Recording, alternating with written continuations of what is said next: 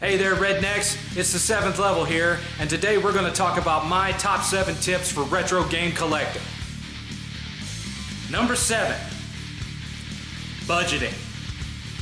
Unless you are rich, you've got to stay in budget. Doesn't matter how much you love this shit. Doesn't matter. Bills and responsibilities come first. Get you out a notepad. Write down your net income after taxes.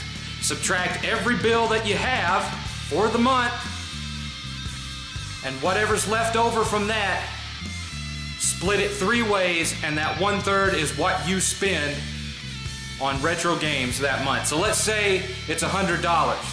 Let's say you clear $300 after your bills a month. So you've got $100 that goes towards retro games. But 7th, what if there's this game I want that's $600? Well, I guess you're gonna be waiting 6 months to find it, unless you find it in some grand lady old attic for $1. Capiche? Number 6, local game stores are your friend.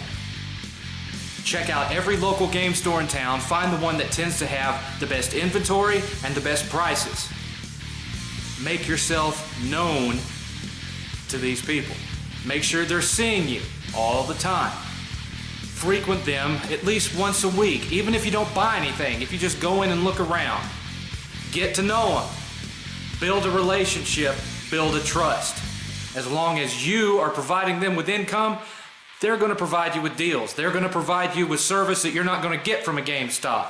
Say, for example, how I got my PlayStation 4 Pro, or how I got the PlayStation VR.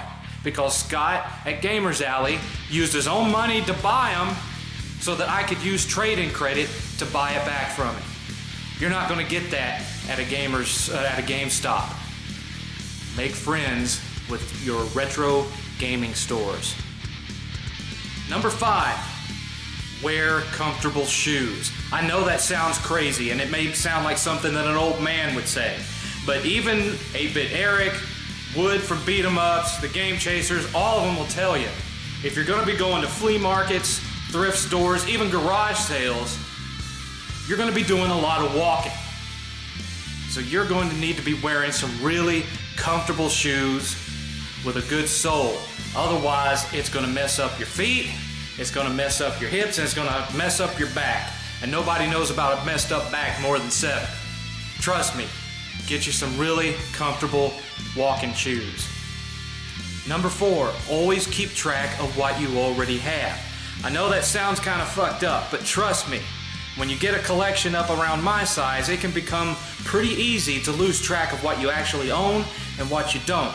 I recommend using a phone app so you can keep track of it while you're there. You walk into a flea market, you walk into a store, you see a game, looks like it might be a good deal, but you can't remember if you already own it or not. I recommend Game Vault. That's the one I use. This is a great little tool for keeping track of what you do have and what you don't. You should have it with you at all times. Number 3. Now, I'm guilty of not doing this one myself because I just lose track and I forget to do it. But this is a great tip for once you get established in the retro community and you're going to the cons and you're meeting other people, to help you get some of those harder to find games, and especially more expensive ones, without necessarily breaking your bank. And what is that? Buy doubles whenever you find them. If you're going to say an estate sale or a garage sale and you've got somebody that's selling a whole box of games and you already have all of them, if it's cheap, buy them anyway. You can use them for trade-in.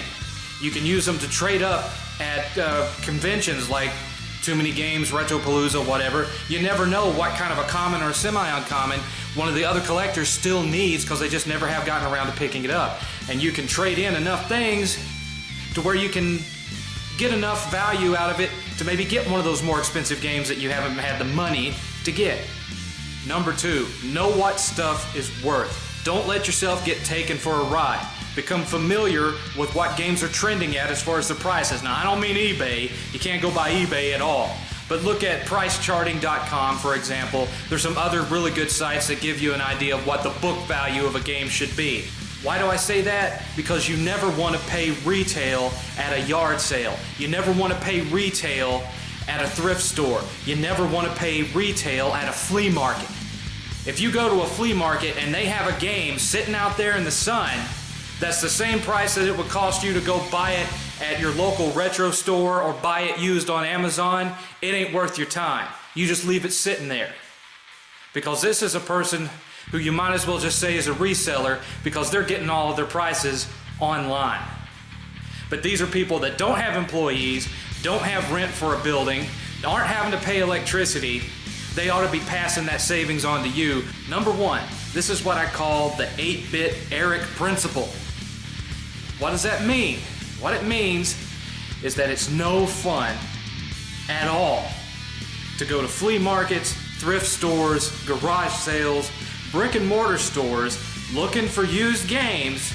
You find a fantastic deal, maybe a really rare title that they didn't know what they had, so they've got it priced for $3 or whatnot.